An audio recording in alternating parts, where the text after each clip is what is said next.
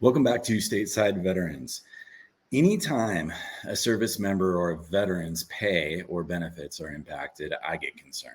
So today we're going to talk about an article that's out regarding the VA and the issues that they see with funding. Before we get started, if you could do me a quick favor, in the corner, you see the Chevron Stateside Veterans logo. Just click that for me. That'll allow you to subscribe. It'll help me get the word out to the community. So if you could do that little favor for me, I'd appreciate it. It's right there for you. So credit to Rebecca Keel from military.com. She threw this article out there today. It is an issue. I know that some of you are worried about it, have been wondering about it, have questions, but I'm going to read the headline so you know what we're talking about here. The VA warns Congress that benefit payments are at risk due to a projected $15 billion budget shortfall. So they're sounding the alarm, folks. There could be an issue with some of these monthly payments that veterans receive due to disability and other benefits that are provided by the VA because there are budgetary problems. We've known about this for a little while, but it sounds like alarm bells are starting to ring a little bit louder.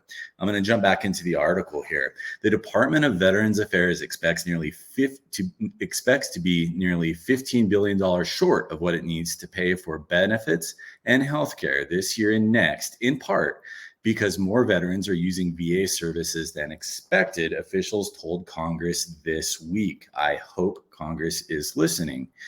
When you pass pieces of legislation, when you have benefits in place, they cost money. And frankly, those veterans have earned those benefits. There's no reason why we shouldn't be funding them.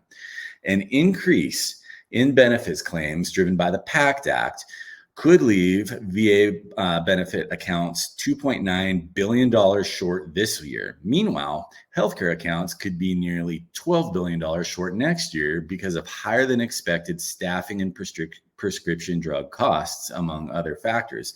No kidding, right? I mean, look at the cost of, go to the grocery store, go to the gas station. We are living in an environment that I haven't seen in my lifetime of inflation. And sure, it's going to affect staffing costs. Labor rates are going up to keep up with the cost of living. So this doesn't surprise me in part. What does surprise me is the size of the problem. $2.9 billion this year and $12 billion next year. We've known about inflationary problems, if that's truly what the root cause is here. And I suspect that's a lot to do with it for years now. So there's no reason for Congress to be behind the power curve with this. In a statement Thursday morning, the VA said it is working with the White House and Congress to address the budget shortfalls in a way that doesn't harm veterans. Right now, due in large part to the historic PACT Act, the VA is delivering more care and more benefits to veterans than ever before, VA Press Secretary Terrence Hayes said in a statement about the budget shortfall. These results are life-changing for veterans, their families, their caregivers, their survivors, and the VA will continue to push to make sure that they get the care and benefits that they deserve. Well, no kidding. It's going to be life-changing if you get care through the PACT Act, and you should have had it all along, frankly.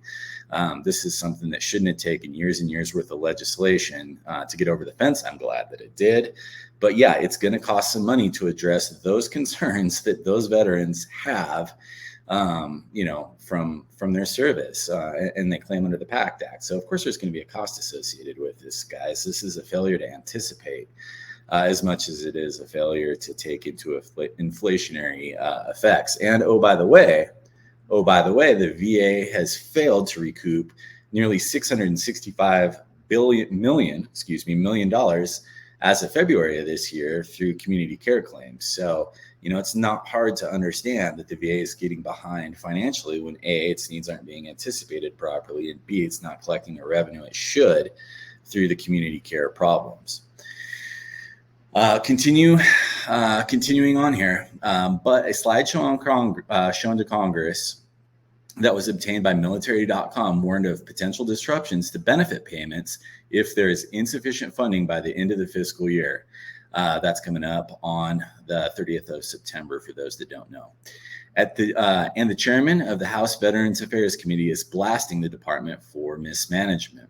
This represents by far the largest budget shortfall the Department of Veterans Affairs has experienced under any administration, and a repudiation of the fiscal year 2025 budget request that the Biden-Harris administration just presented 4 months ago. Chairman Mike Bost, Republican of Illinois, wrote in a letter to VA Secretary Dennis McDonough, you guys have heard that name before, on Wednesday. Not only have your chief financial officers thrown out dollar amounts requested for many key accounts, they've abandoned many of the estimates and projections that underpin their budget. This is not just fiscal mismanagement, it's a strategic whiplash.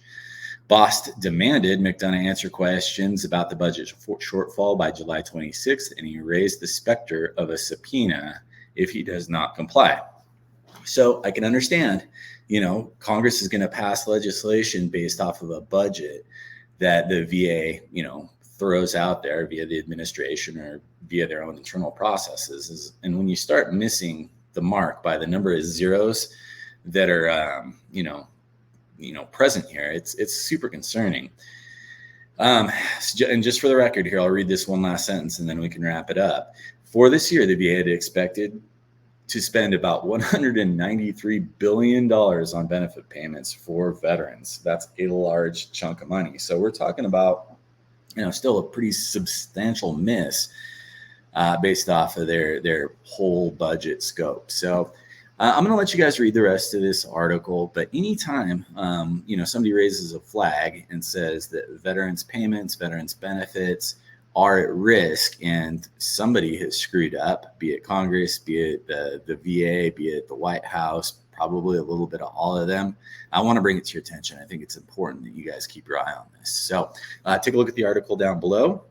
There's the little subscribe button, and I'll catch you with my next update. Have a great day.